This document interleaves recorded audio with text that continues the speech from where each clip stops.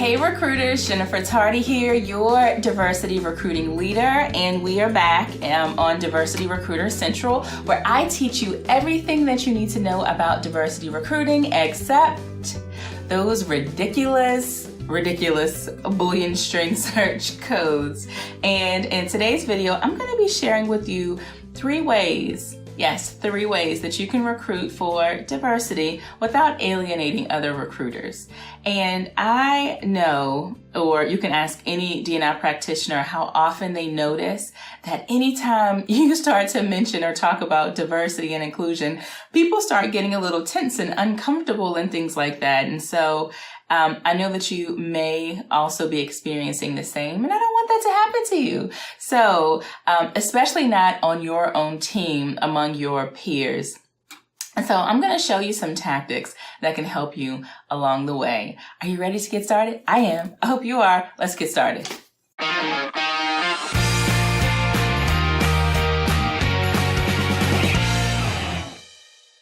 I know that it can oftentimes feel like an island when you're a one-person show. And so sadly, unless the entire team is focused on a diversity initiative, then most organizations who are trying to move into this world are just starting with a diversity recruiter, which again further perpetuates that whole feeling like you're on an island. So this video is going to help you to get off of that isolated island and to bring other people on this journey along with you. You didn't know you could do that, right? Well, if you didn't, then I'm here to share with you just how.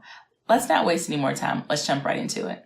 Tip number one that I share with recruiters all the time is position yourself as a thought partner. So there are oftentimes a lot of people, especially your peers in recruitment, who would love to be able to talk to you about diversity recruiting. So, yep, they may be working on campus recruiting. They may be working on executive recruiting. They may be working on just everyday recruiting things. And so diversity recruiting is not necessarily what they may feel is a specialty for them.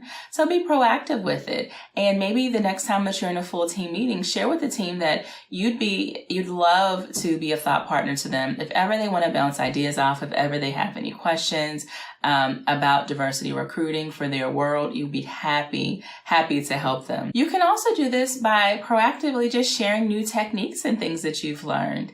If you've learned about some additional sources, if you've built some new partnerships and relationships, tell them about it. Now, if you want to know why this step is so important to building a great relationship, then be sure to check out one of our previous videos. It's actually the video that we did last week where we were talking about the qualifications of being a high-performing diversity recruiter. So make sure that you check out that video and you'll find out why positioning yourself as a thought partner is the best next step for you. Tip number two, proactively correct misconceptions about what diversity recruitment is. Oftentimes, people have so many assumptions and made up notions about what diversity recruiting truly is. So, for instance, people may think that diversity recruiting is like affirmative action, which is not the case. And so things like making sure that people understand that the mere notion of diversity includes everyone. Everyone comes to the table with a different level of diversity. Just because you are an individual, you are creating a diverse workforce.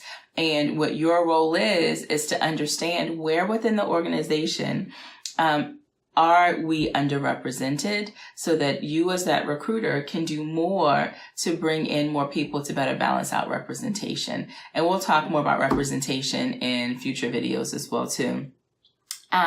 Another common misconception that you could be proactive about trying to correct is the misconception that because you're a diversity recruiter, that everyone that's going to get hired through you will be diverse. No, your job is to increase diversity among the applicant pool. Any recruiter that's focused on diversity knows that their job is to increase diversity among the applicant pool among the candidates who are applying to the position, but the hiring decision is not yours ultimately. In the hiring decision, you're supposed to hire the most qualified person for the position, whether that person looks like everybody else within the organization or whether that person does not. And so that is one huge misconception about diversity recruiting that you can clear up almost instantly. So that's tip number 2, proactively correct any misconceptions about diversity recruiting. That's going to help to not alienate other recruiters. A quick question for you. What is one misconception, maybe I didn't mention it a second ago, that your peers have about diversity recruitment? Tell me in the comment section below and let's get a conversation started. Tip number 3, invite your recruitment peers into your world of diversity and recruitment as possible or as applicable wherever you can. And so this could mean the next time you attend a local event, invite them to go with you to that event. Allow them to meet other people. And so I'm a big proponent of the more exposure we have, the less assumptions we make about things. And so invite them to a local networking opportunity. At your next team meeting, keep on your agenda if you can, ask your boss if you can add this to the next team's agenda. Just standing diversity recruiting items, things that you can always bring to the table to kind of keep people up to date on what you're working on, some of the successes that you've had along the way, things like that. Or maybe you can just address some common questions that you get from people along the way. Another thing is, when you come across solid candidates, maybe they're not candidates that you can place, but refer them to your recruiting peers. Show them that you're also here to support the organization and not just the positions that you have to fill specifically. So make sure that you do that. And introduce recruiters to some of the people that you network with in particular, some of your partners. And so like the first thing that I had mentioned is, taking them out to different events, but also you may have some great networks for people, for some of your other recruiters that they can also tap into as well. And I think that they would truly, truly appreciate that from you. So I hope that you can apply some of these things, like tip 1, make yourself a thought partner. Tip 2, correct any misconceptions.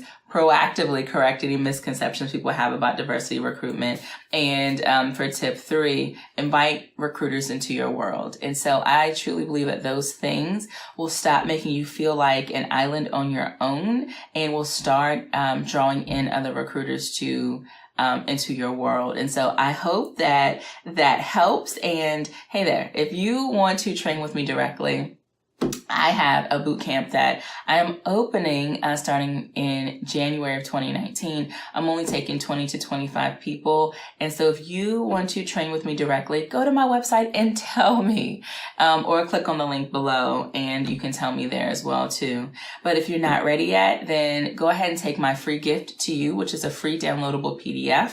It is 10 ways to increase workplace diversity without using those ridiculous Boolean string searches.